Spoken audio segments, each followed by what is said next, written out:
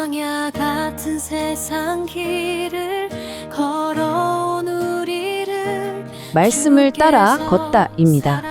오늘은 푸른 초장교회에서 아모스서 7장을 통해서 말씀하시는 하나님의 음성을 살펴보겠습니다. 여러분, 성경의 예언서라고 하면 뭔가 좀 복잡하고 옛날 이야기 같고 그러시죠?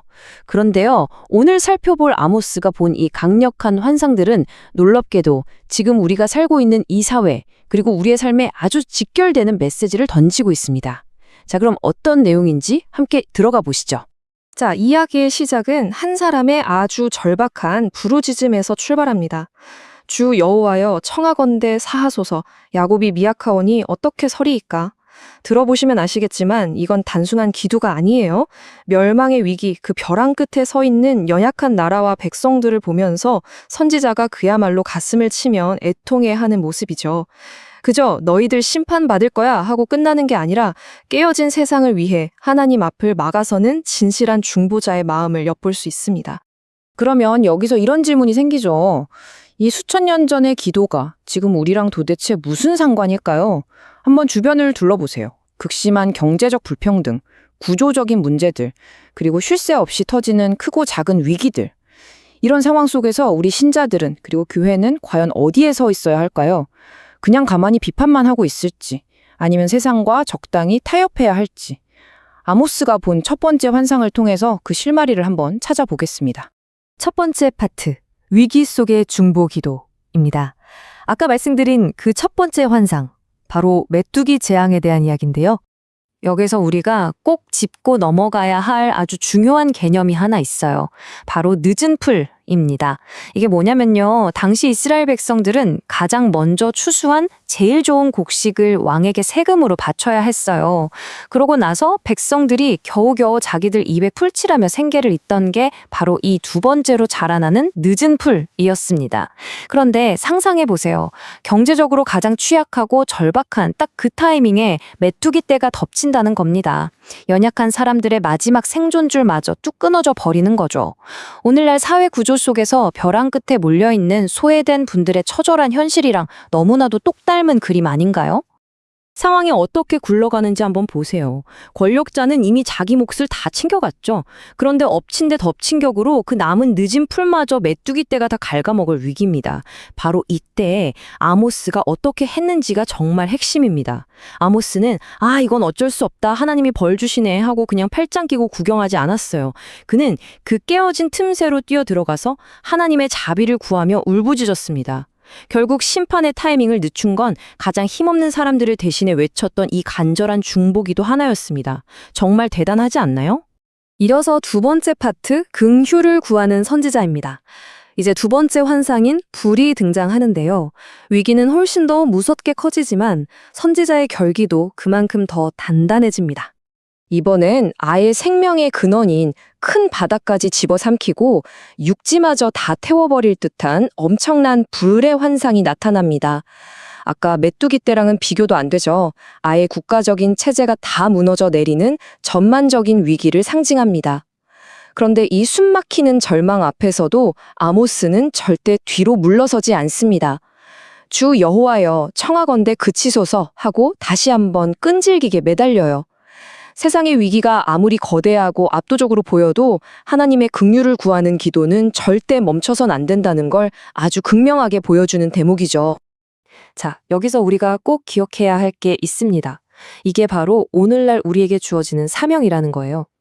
우리 교회와 신자들은 심판이나 재앙을 그저 쯧쯧 벌번네 하고 정죄하고 넘어가면 안 됩니다. 오히려 그걸 회복을 위한 경고이자 은혜의 기회로 봐야 해요.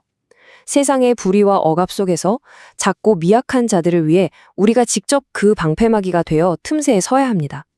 응답이 없는 것처럼 답답한 국가적 위기 속에서도 세상을 붙들고 계신 하나님의 자비를 구하며 끝까지 기도하는 것. 이게 진짜 이 시대 교회의 사명이라는 거죠. 세 번째 파트, 다림줄과 하나님의 공의입니다. 하나님의 엄청난 자비가 계속됐지만 안타깝게도 이스라엘은 돌이키지 않았습니다. 그래서 이 세 번째 다림줄 환상에서는 아주 두렵고 엄중한 메시지가 선포됩니다. 다림줄이 뭔지 아시죠? 건축할 때 벽이 수직으로 똑바로 서 있는지 확인하려고 끝에 무거운 줄을 달아 늘어뜨리는 줄입니다. 이건 사람의 눈대중이나 요즘 유행 아니면 종교적인 거칠애 같은 걸로 재는 게 아니에요. 절대로 타협할 수 없는 하나님의 완벽하고 절대적인 공의의 기준을 상징하는 겁니다. 하나님이 이스라엘 한가운데 바로 이 다림질을 딱 내리신 거예요. 이 환상들이 어떻게 변해가는지 그 흐름을 한번 쫙 보세요. 첫 번째 메뚜기 환상 때 하나님이 뜻을 돌이키셨죠. 두 번째 불 환상 때도 은혜를 베푸셨습니다. 정말 노하기를 더디하시는 인내의 하나님이시죠. 하지만 세 번째 다림줄 환상에 딱 이르러서는 마침내 이렇게 선언하십니다. 다시는 용서하지 아니하리라. 여러분, 중보기도로 심판이 보류되는 그 은혜의 시간은 영원하지 않습니다. 계속 순종하지 않으면 결국 공의의 잣대에 맞춰 무너진 담을 헐어버리는 그 시점이 반드시 온다는 아주 무서운 경고입니다. 그럼 이 다림줄 앞에 선 지금의 교회는 어떤 모습이어야 할까요? 우리는 세상 사람들이 보는 영향력이나 건물의 크기 같은 그 가짜 저울들을 빨리 내다 버려야 합니다. 그 대신 우리 안에 하나님의 절대적인 진리와 공의가 정말 수직으로 곧게 서 있는지를 점검해야 해요. 그리고 하나 더, 하나님의 다림줄을 세상보다 먼저 교회 내부를 측량한다는 사실을 잊지 마셔야 합니다. 교회가 먼저 스스로의 부패를 씻어내고 공의를 회복할 때 그때 비로소 진짜 부흥이 시작될 수 있는 겁니다. 네 번째 파트, 거짓 종교와 참된 사명입니다. 이제 진짜 현실에서 부딪히는 이야기예요. 참된 선지자의 사명이 부패한 종교 권력과 정면으로 맞붙을 때 무슨 일이 벌어지는지 한번 보겠습니다. 당시 베델의 제사장이었던 아마샤와 아모스를 한번 비교해보죠. 아마샤는 권력의 한가운데 있던 종교 지도자였습니다. 왕권에 딱 달라붙어서 그 썩은 체제를 지키려고 기를 썼던 사람이죠. 반면에 아모스는요, 그냥 양치고 뽕나무 기르던 농부였습니다. 무슨 번듯한 직함도 없었어요. 하지만 오직 하나님이 부르셨다는 그 굳건한 권위 하나만으로 국가적인 죄악에 당당히 맞섰습니다. 아마샤는 이걸 어떻게든 정치적 반역으로 몰아서 덮으려 했지만 아모스는 굽히지 않고 묵묵히 순종의 길을 갔습니다. 그때 아모스가 얼마나 당당했는지 아세요? 나는 원래 선지자 출신도 아니다. 그냥 양떼 치고 있는데 하나님이 나를 데려다가 가라 하셨다. 이렇게 말합니다. 여러분, 진짜 영적인 권위나 진정성은 인간이 만들어준 화려한 타이틀에서 나오는 게 아닙니다. 오직 하나님 앞에서의 순종, 그리고 부르심에 대한 확신에서 나오는 거죠. 사람의 협박보다 하나님의 명령을 더 두려워했던 아모스야말로 진짜 신앙인의 롤모델 아닐까요? 아마샤가 그렇게 길을 쓰고 아모스를 쫓아내려 했던 진짜 이유가 뭘까요? 진리는요, 대충 덮어두었던 거짓 평안이나 썩은 시스템의 민낯을 그대로 폭로해버리기 때문입니다. 이건 지금 우리 사회에도 너무나 뼈아픈 이야기죠. 기득권의 잘못을 지적하고 공의의 다림줄을 들이밀면 세상으로부터 혹은 심지어 변질된 종교 내부로부터 엄청난 비난을 받을 수 있습니다. 하지만 진리를 말할 때의 그 불편함, 우리가 절대 외면해서는 안 됩니다. 마지막 다섯 번째 파트, 시대에 향한 실천적 행동입니다. 지금까지 쭉 살펴본 내용들을 우리 삶에 구체적으로 어떻게 적용해야 할지 한번 싹 정리해 보겠습니다. 불의한 시대를 사는 우리는 딱 세 가지를 기억하고 결단해야 합니다. 첫째, 하나님이 아직 심판을 미루고 기회를 주고 계신 이 은혜의 때를 놓치지 말고 철저히 회개해야 합니다.